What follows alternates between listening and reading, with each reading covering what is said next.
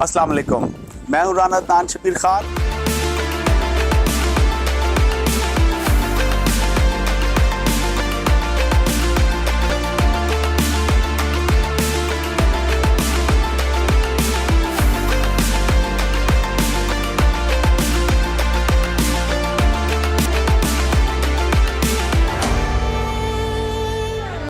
अस्सलाम वालेकुम, मैं हूँ राना तान शबीर खान और आप देख रहे हैं नुआए फ़िक्र। कल शाहज़ेब खानज़ादा के प्रोग्राम में ख़ाबर मानेका साहब का एक बहुत कंट्रोवर्शियल इंटरव्यू नशर हुआ। इस इंटरव्यू में ख़ाबर मानेका साहब ने इमरान खान साहब पर यह इल्ज़ाम लगाया कि उन्होंने उनकी अज़दवाजी ज़िंदगी तबाह बर्बाद कर दी है। ये साहब ज़मीनों पर नाजायज़ कब्ज़े के केस में अंदर थे और इनको एक ही हफ़्ता हुआ है बाहर ज़मानत पर तशरीफ़ लाए।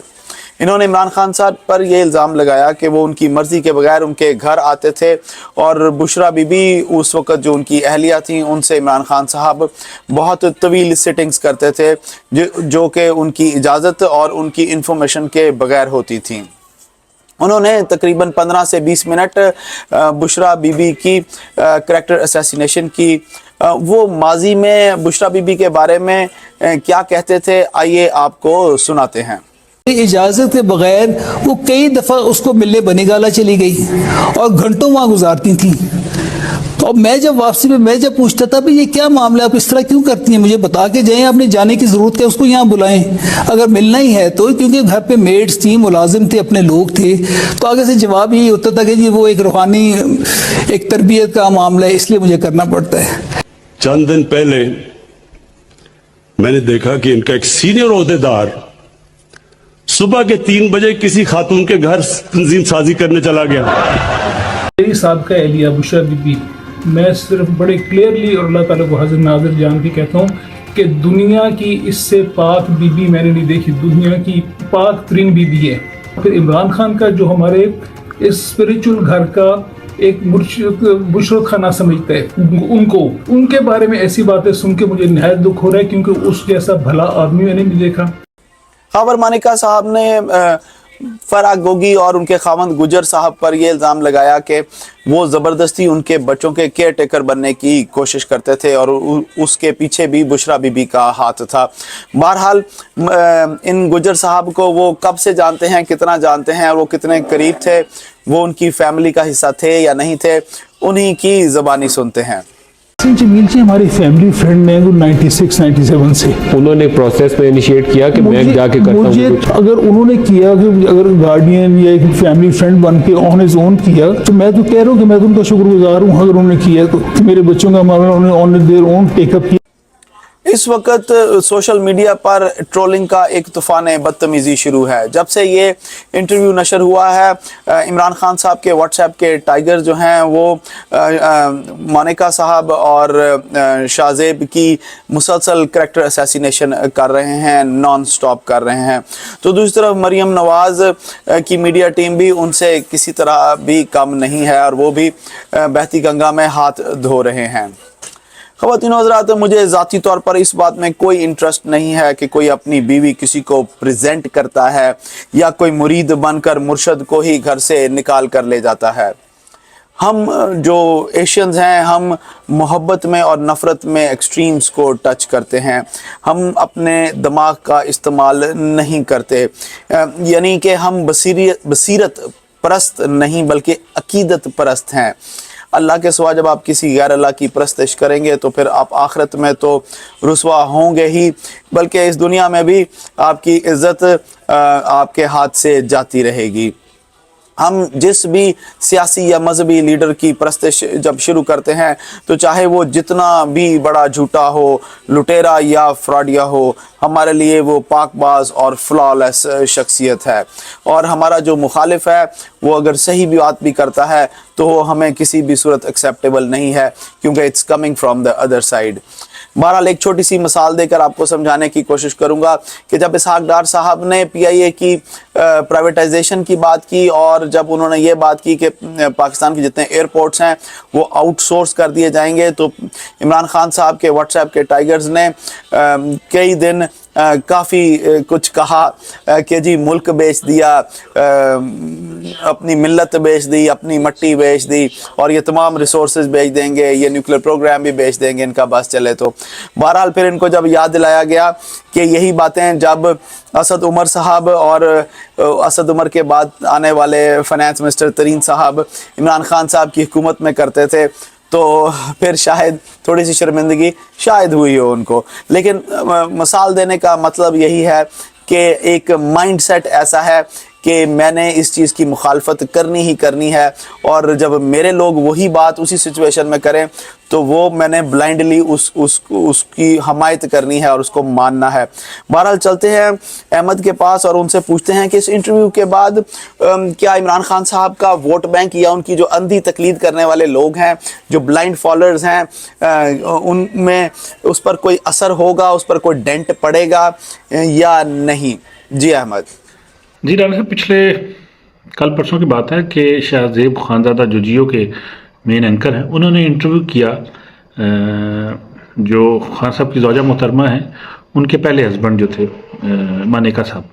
مانیکا صاحب پاک پتن کے رہنے والے ہیں, پوری فیملی آپ کو پتہ ہی ہے, پاک پتن ہمارے ساہیوال کے قریب کے لوگ ہیں اور وہ کافی اچھے ڈیسنٹ لوگ گنے جاتے ہیں. تو انہوں نے سارا کا سارا مدعا خان صاحب پہ ڈال دیا کہ خان صاحب گھر میں ملنے آتے تھے, علیحدگی میں ملتے تھے, طلاق لیے بغیر میری بیگم ان کے پاس چلی جاتی تھی, ان کے پاس رہتی رہی ہیں, ایسی ڈھیر ساری باتیں انہوں نے کر دی. تو بڑی افسوسناک بات ہے. لوگوں نے آج کیا کیا, سوشل میڈیا پورا بھرا ہوا ہے, شاہ زیب خانزادہ کے خلاف بھرا ہوا ہے, ان کی تصویریں ڈال کے اس کے اوپر ٹرول کیا جا رہا ہے. مانیکا صاحب کے پرانے بیانات ڈالے جا رہے ہیں جس میں وہ ہر چیز کو بڑا جسٹیفائی کر رہے تھے, تو ان کی پرسنالٹی کو ڈیوبیس کیا جا رہا ہے. تو یہ بہرحال سوشل میڈیا پہ یہ ساری چیزیں بھری ہوئی ہیں.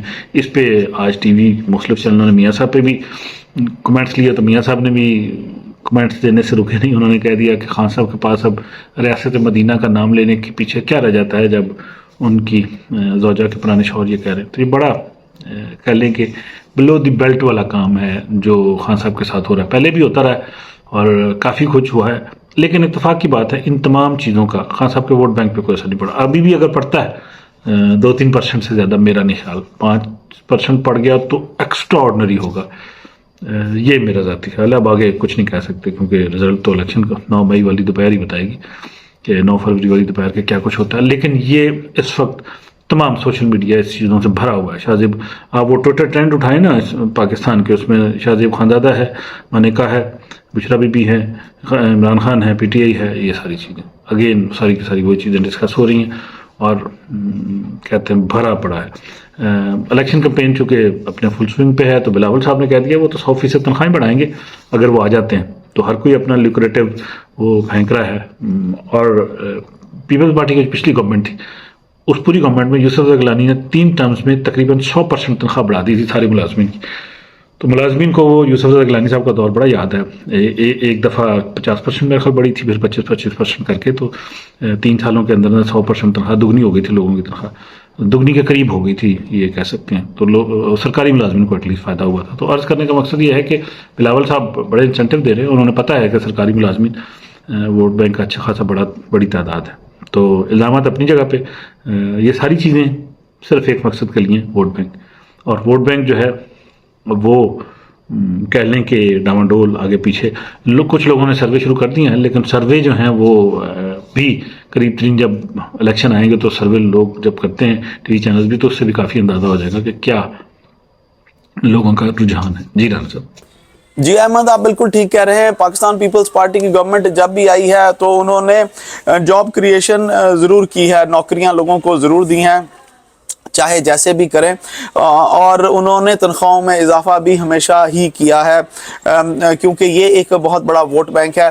لیکن اس دفعہ مجھے نہیں لگتا کہ اس طرح کی بات چیت کرنے سے ان کے ووٹ بینک میں کوئی اضافہ ہوگا یا ان کی پاپولیرٹی میں کوئی فرق پڑے گا. बहरहाल थोड़ी सी बात करते हैं दोबारा इमरान खान साहब की। खान साहब एचिसन कॉलेज और ऑक्सफोर्ड के ग्रेजुएट हैं, किसी टाट के स्कूल के पढ़े हुए नहीं हैं या किसी गवर्नमेंट कॉलेज के ग्रेजुएट नहीं हैं। इन्होंने 22 साल की पॉलिटिकल स्ट्रगल की, मगर उसमें नाकामी ही नाकामी थी। फिर तरीन साहब ने इनके कान में जाके इनको समझाया कि चोरों और डाकुओं को इलेक्टेबल्स के नाम पर साथ मिलाना पड़ेगा और आपकी वॉशिंग मशीन में उनको धोना पड़ेगा अगर आपने हुकूमत करनी है, अगर आपने वजीर आज़म बनना है।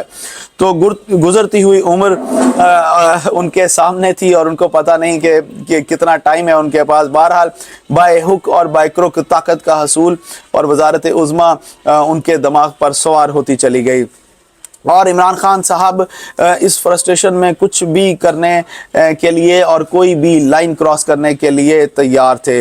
इसके लिए उन्होंने अपने ही पीरनी को उसके घर से दौड़ाया। उस पीरनी ने उनसे कब्र को सजदा भी करवाया। फिर उस पीरनी के ख्वाबों की ताबीर के लिए उस्मान बुज़दार को खान साहब ने पंजाब जैसे सूबे का चीफ मिनिस्टर भी बनाया। फिर उसी पीरनी ने इनके हाथ में तस्बीह भी पकड़ा दी, बातों में इस्लामिक टच भी डाल दिया और रियासत मदीना का चूरन भी इमरान खान साहब को बेचना पड़ा, जो कि हमने ख़रीदा भी। बहरहाल he was ready for that and she made it happen. उस खातून ने उसको वज़ीर आज़म की मस्तनद पर एक दफ़ा तो बैठा दिया। बहरहाल जहाँ तक उनके ज़ाती करैक्टर की बात है तो रेहाम साहब की जो किताब थी उसमें जो गंदी गंदी बातें थीं, शायद उनमें से किसी एक में 10% सच्चाई भी हो, उसको भी देख लेना चाहिए। मैं एक अभी स्क्रिप्ट साइड पर रख दिया। अभी मैं एक ऐसी बात करना चाहूँगा जो कि मैं समझता हूँ कि क्योंकि ये सब चीज़ें पॉप अप हुई हैं तो ये बात ज़रूर करनी चाहिए। ख़वातीन हज़रात, मैं सन ऑफ द सॉइल हूँ। मेरे ट्राइब में अफ़गान, पर्शियन या मंगोल खून की आमेज़िश नहीं है। मेरे बुज़ुर्ग राय रूपचंद जो थे वो एक हिंदू राजे थे और उन्होंने फिर इस्लाम कबूल किया और अपना नाम राय आबिद रखा और मैं उनकी 19वीं या 20वीं पीढ़ी हूँ। बहरहाल हमने ये क्योंकि मैंने अपने आप को क्यों सन ऑफ द सॉइल कहा, उसकी वजह ये है कि हम बाहर से माइग्रेट करके नहीं आए हुए। हमने ये जितने अफ़गान और जितने पर्शियन और जितने मंगोल और अंग्रेज़ इस बरसगीर पाको हिंद पर हमलावर होते थे, हमने उनके ख़िलाफ़ रेजिस्ट किया, उनसे लड़े और वो हम पर आए, हम पर हुकूमतें की और हमारा सब कुछ लूट कर चले जाते थे। बहरहाल मेरे ट्राइब में किसी के पास भी सर का खिताब नहीं है और किसी के पास भी विक्टोरिया क्रॉस नहीं है और क्योंकि हमने अपने मुल्क को, अपनी सॉइल को उस वक़्त भी नहीं बेचा और इंशाल्लाह आज भी नहीं बेचेंगे। मैंने राय रूपचंद की बात इसलिए की कि अगर हम मुसलमान हैं तो इन बुजुर्गाने दीन की वजह से ये इस्लाम इस इलाके में फैला और आज मैं अल्हम्दुलिल्लाह मुसलमान हूँ। अगर ये लोग ना आते यहाँ पर और ये लोग इतनी मेहनतें ना करते और इस्लाम ना फैलाते तो हम लोग आज भी हिंदू ही होते। इन बुजुर्गाने दीन के मज़ारों पर जो शिरकिया काम होता है वो देखकर मुझे बहुत अफसोस भी होता है और अफसोस और अपनी बेबसी भी है कि हम उसके लिए कुछ कर नहीं सकते। आपने इस शाहज़ेब खानज़ादा साहब के इंटरव्यू में देखा कि उन्होंने एक इशू डिस्कस किया जिसमें एक पुलिस ऑफिसर को कहा गया कि आप माफ़ी मांगें क्योंकि आपने फर्स्ट लेडी के बच्चों के साथ उनके साथ बदतमीज़ी की, उनको हरास करने की कोशिश की। और आप अगर देखें तो वो खबर मानिका साहब के बच्चे इस वक्त कर क्या रहे थे, वो एक रिचुअल अदा कर रहे थे कि लाहौर वाले घर से वो पाकपतन तक पैदल सफ़र करेंगे। 5 से 6 दिन का वो सफ़र है और वो नदीम कामरान के एक प्रोग्राम में आज से 5 साल पहले एक्सप्लेन भी कर रहे हैं कि जनाब ये ज़िंदगी में एक दफ़ा ही करना पड़ता है और वो ऑलरेडी कर चुके हैं। सो वो रिचुअल अदा करने के लिए लाहौर से उसके बच्चे पैदल चले, गाड़ी आगे आगे चलती थी और वो पीछे पीछे चलते थे और वो उसके बाद वो बाबा फरीद साहब के मज़ार पे वो वहाँ पहुँचे और बीच में जो भी ये बदतमीज़ी वाला इंसिडेंट हुआ। ख़वातीन और हज़रात, ये जो पीरनी साहिबा की जो रूहानी तालीम थी, एक औरत की, एक मर्द की जो तालीम थी और उसकी ट्रांसफॉर्मेशन जिसकी वो बात करती है, और इमरान खान साहब जिसकी बात करते हैं, उसकी इस्लाम में, हमारे दीन में कोई जगह नहीं है। ये जो रिचुअल ये इनकी पीरनी साहबा की औलाद जो कर रही थी, ये सारा हिंदुइज़्म है। ये इसका इस्लाम से कोई तल्लक नहीं है। हम सब बैठकर हिंदी फिल्में देखते हैं और बचपन से देखते चले आ रहे हैं। आपने अक्सर देखा होगा कि लोग उन फिल्मों में बताया जाता है कि जनाब अभी हम बूढ़े हो गए हैं, हमने फ़लाने की ज़ियारत पे जाना है, फ़लानी जगह पैदल वो चल के जाना है और इतना चल कर जाना है और ये तकलीफ़ काटनी है और इस तकलीफ़ से हमारे अंदर प्योरिटी आएगी और इस तरह की तमाम वो जो नॉनसेंस है वो उसकी बात की जाती है। तो ये जो ट्रांसफॉर्मेशन थी इमरान खान साहब की, रूहानी ट्रांसफॉर्मेशन, ये बेसिकली उनकी किस इस्लामिक लाइंस पर थी, इसका आप खुद ही अंदाज़ा लगा लें, इस इंटरव्यू से लगा लीजिए। और ऐसा बंदा आपको जब बात करे कि जनाब मैं मदीने की रियासत बनाऊंगा, तो मदीने की रियासत में इस किस्म की कोई ट्रांसफॉर्मेशन ना थी, ना है, ना होगी। इन चीज़ों से अल्हम्दुलिल्लाह हम सब पाक हैं। तो आप इस पर ज़रूर सोचिएगा, इमरान खान साहब के बारे में भी सोचिएगा, इस पर ठंडे दिमाग से सोचिए कि ये सब कुछ उन्होंने क्या किया, कैसे किया, और उनकी जो फ्रस्ट्रेशन है वो ख़त्म नहीं हुई। जब सब कुछ उनके ख़िलाफ़ एक वोट ऑफ नो कॉन्फिडेंस आया, तो आपने देखा कि उन्होंने अगेन दोबारा उन्होंने तमाम एक्सट्रीम लाइंस को टच किया अपनी उस वज़ारत उज़्मा के हसूल के लिए, और आकर टीवी पर ख़ुद कहते हैं कि मैं जनाब कायद आज़म की सियासत करता हूँ, मैं कोई पावर पॉलिटिक्स तो नहीं करता। और मेरे दोस्त मेरी इस बात को सुनकर अक्सर नाराज़ हो जाते हैं जब मैं कहता हूँ कि नवाज़ शरीफ में, जरदारी में और इमरान खान में बिल्कुल कोई फ़र्क नहीं है। ये बूटे था बूटा लगा है, इन तीनों के करैक्टरिस्टिक्स एक जैसे हैं। इन तीनों ने मिलकर इस मुल्क को लूटा है और आगे भी ये तीनों मिलकर इस मुल्क को लूटेंगे, बाय हुक और बाय क्रुक। उसके लिए इनको आपकी लाशों से भी गुजरना पड़े तो ये हंस के गुजर जाएंगे। और मज़े की बात यह है कि आपकी लाशों से गुजरने के बाद इनको रात को नींद भी बहुत अच्छी आ जाती है। आप इस पर ज़रूर सोचिएगा। मैं आपसे इजाज़त लूँगा। अल्लाह आप सबको आसानियाँ नसीब फरमाए और आसानियाँ तकसीम करना नसीब फरमाए। अस्सलाम वालेकुम।